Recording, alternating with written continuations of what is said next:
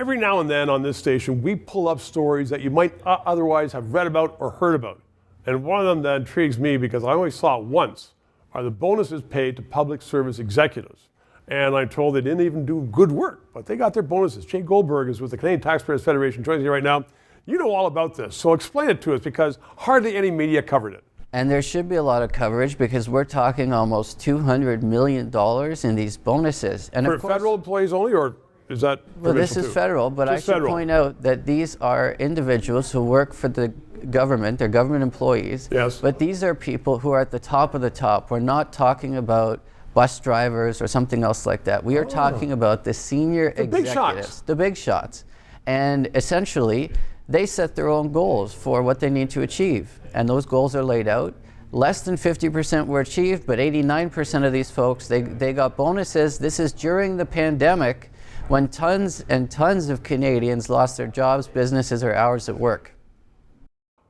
I'm just almost speechless, but I'll never be speechless. So tell me more about this, because who granted those bonuses? I mean, is there a list that goes to cabinet and saying so-and-so deputy minister makes $200,000? However, exemplary work, and we're going to give them $250 this year?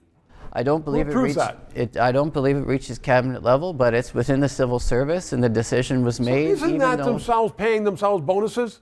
If you're at the top of the civil service and you say, I want a bonus, who's going to approve it? But for another civil servant, you scratch mine, I'll scratch yours. We both go home with big bonuses. Well, so think about it. If you achieve collectively 48% of your goals in the private sector, you lose your job. You don't get a bonus, you lose your job. But if you achieve less than half of your goals in the public service, 89% of the time you're getting a nice fat bonus. What does it say to you, Jay, that this story, I'll bet you 95% of the people watching right now did not hear about this story, read about this story, and they read the newspapers and see the news. What does it say to you that something like this would just go, it's just a couple $100 million, compared to others is nothing?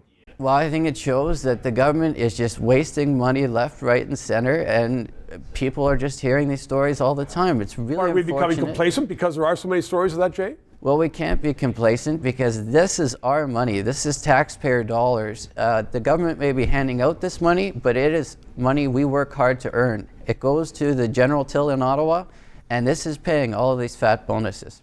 Well, there's no question about that. I'm glad you guys are in existence. Thanks for coming on the show, Jay. 3 minutes.